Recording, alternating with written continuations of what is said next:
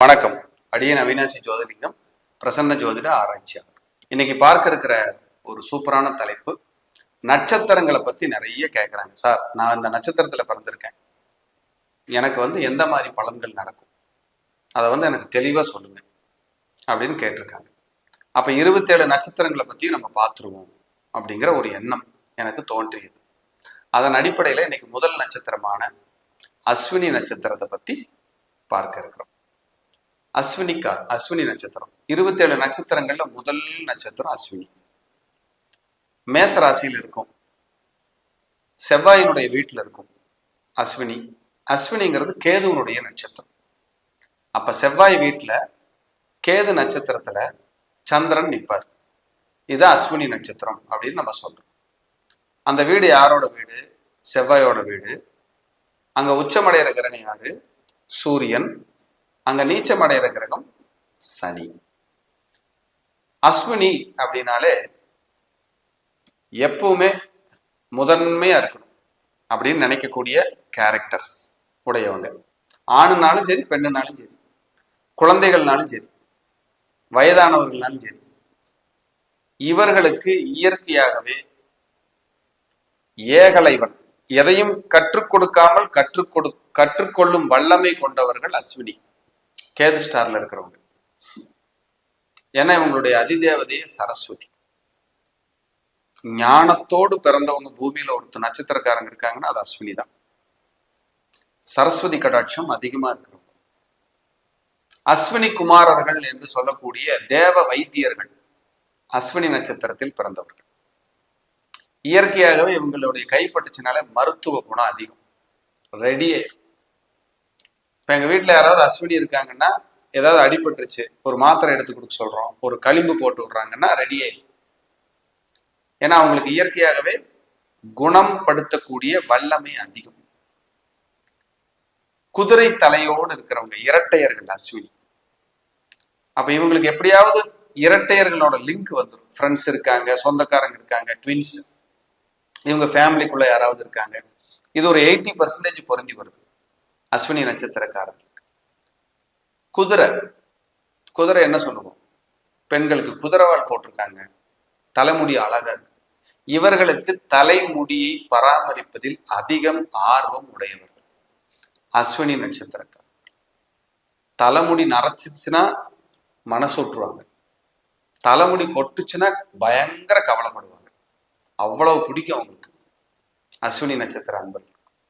தாய் பாசம் இவ்வளவுதான் இல்லை, அவ்வளவு தாய்ப்பாசம்.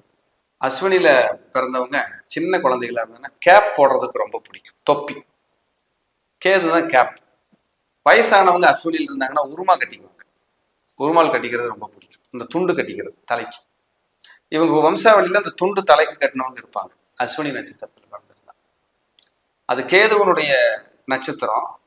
அந்த சந்திரன் கேது ஸ்டார்ல நிக்குது. அந்த அஸ்வினில பிறந்தவங்களோட அம்மா எப்படி இருப்பாங்க? ஸ்ட்ரெயிட் ஃபார்வர்டு, வெட்டு ஒன்று துண்டு ரெண்டு, பர்ஃபெக்ஷன்.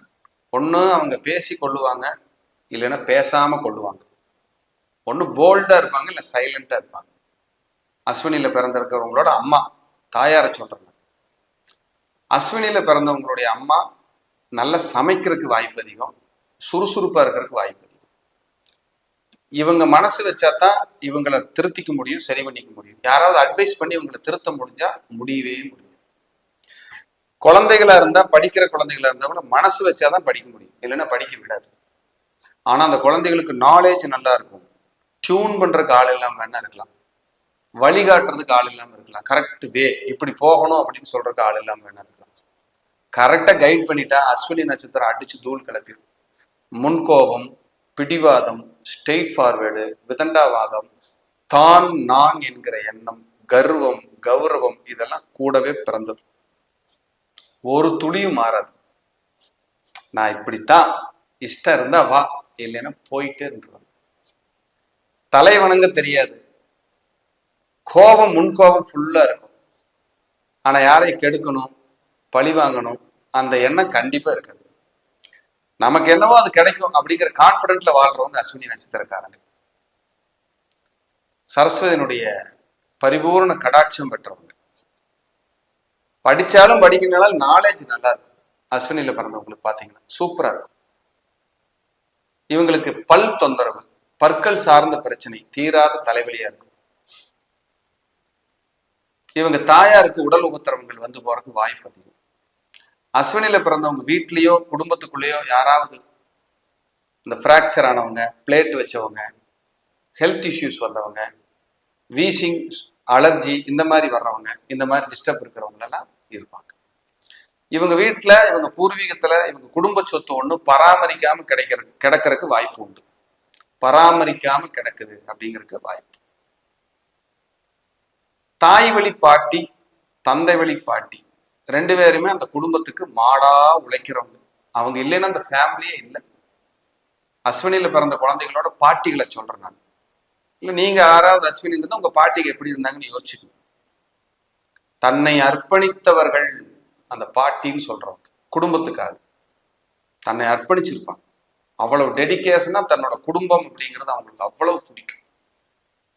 அஸ்வினி சலைச்சது கிடையாது. தாய்ப்பாசம் ரொம்ப அதிகம், பயங்கர தாய்ப்பாசம் உடையது அஸ்வினி. இவங்களுக்கு மியூசிக்கல் இன்ஸ்ட்ருமெண்ட் ரொம்ப பிடிக்கும். ஏதாவது ஒன்று வாசிக்கணும், ஏதாவது ஒன்று பண்ணணும். இந்த டான்ஸ் கத்துக்கிறேன், பரதநாட்டியம் கத்துக்கிறேன், அதை ஏகலை இவங்களே கத்துக்கிட்டு இருப்பாங்க. இவங்களுக்கு டீச்சரே தேவையில்லை, இவங்களே கத்துக்குவாங்க எல்லாரும். அப்படிங்கிற மாதிரியான ஒரு அமைப்பு. ஃப்ரீடம் எதிர்பார்ப்பாங்க. இந்த தாய் தந்தையர்களை எதிர்த்து பேசுவாங்க இந்த அஸ்வினியில குழந்தைங்க இருந்தா. அதனாலயே குடும்பத்துல அவங்களுக்கு யாரையும் பிடிக்காது. லொல்லு, திமிரு அப்படின்னு பேர் வச்சிருவாங்க அந்த குழந்தைக்கு. ரொம்ப வாய் ஜாஸ்தி, வாய் ஓவரா இருக்கு அப்படின்னு பேர் வச்சு விட்டுருவாங்க. பாருங்க அஸ்வினிக்கு எவ்வளவு விஷயங்கள் இருக்கு. அதே போல அஸ்வினி அப்படிங்கிறது வந்து கேதுவோட நட்சத்திரம், முதல் நட்சத்திரம். அப்ப எப்பவுமே முதன்மையா இருக்கணும். நம்ம எங்க இருக்கிறோமோ அங்க முதன்மையா இருக்கணும். இவங்களுக்கு 5 ஃப்ரெண்டுக்கு இருக்காங்க. அந்த 5 ஃப்ரெண்டுகள்ல இவங்க தான் முதன்மையா இருப்பாங்க. இப்போ ஒருத்தருக்கு ஃபோன் பண்ணி பேசணும், ஒருத்தருக்கு கண்டினியூவா ஃபாலோ பண்ணணுங்கிறதால இவங்களுக்கு தெரியாது. தேவைன்னா கூப்பிட்டோம். அந்த ஆளுமை, அந்த அதிகாரம் அஸ்வினிக்கு நிறைய இருக்கு, நிரம்பி கிடக்கு. இவங்க கிட்ட நிறைய பிளஸ் இருக்கு, மைனஸ் இருக்கு. மைனஸ் என்னன்னா, சீக்கிரமா இவங்க போய் இன்னொருத்தரை மதிக்கிறதுக்கான நேரம் ஒதுக்க முடியாது. ரெடிமேடா சிரிச்சு பேச தெரியாது, வளைஞ்சு குனிஞ்சு போக முடியாது, பணிஞ்சு போக முடியாது. நான் என் வேலையை பார்க்கிறேன், நீ உன் வேலையை பாருன்றுவாங்க. தீவிரமா தெளிவா வாழக்கூடியவங்க அஸ்வினி. இவங்களுக்கு பிள்ளையார் ரொம்ப பிடிக்கும். விநாயகர் வழிபாடு, ஆஞ்சநேயர் வழிபாடு, முருகர் வழிபாடு இதெல்லாம் ரொம்ப பிடிக்கும். இவங்களுக்கு அலர்ஜி தொந்தரவு, ஸ்கின் தொந்தரவு, இந்த மாதிரி டிஸ்டர்ப் வந்து ஏதாவது ஒரு ரூபத்துல இவங்களுக்கு இடைஞ்சல் பண்ணும்.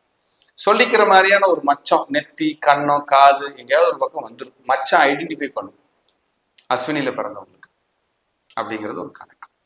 அப்ப அஸ்வினிங்கிறது ஆழப்பிறந்த நட்சத்திரம், சாதாரண நட்சத்திரம் அல்ல. அஸ்வினியில் பிறந்தவர்கள் கேது திசையில பிறப்பாங்க. கேது திசையில இந்த குழந்தை முதல்ல ஜனனமாகும் போது ஆரம்பத்துல அவங்க குடும்பத்துல நிறைய கஷ்டம் இருக்கும், நெருக்கடி இருக்கும். போராடி மெல்ல வருவாங்க. அஸ்வினியில பிறந்த குழந்தைங்க உடனே சுக்கிர திசை ஸ்டார்ட் ஆயிடும் சின்ன வயசுலயே. அப்ப படிப்பை கொஞ்சம் கெடுக்கிறக்கோ, படிப்புல நாட்டம் இல்லாம விளையாட்டுல நாட்டமாகறக்கோ நிறைய வாய்ப்பு உண்டு. அதனால படிப்பை நல்லா கொடுத்துடணும். இயற்கையாகவே இவங்க சரஸ்வதி கடாட்சியம் பெற்றவங்கனால கரெக்டான கைடன்ஸ் பண்ணி படிப்பு கொடுத்துட்டீங்கன்னா இவங்களை மாதிரி ஜெயிக்கிறதுக்கு ஆளே இல்லை. மீண்டும் ஒரு நல்ல பதிவில் சந்திக்கிறேன். நன்றி, வணக்கம், வாழ்க.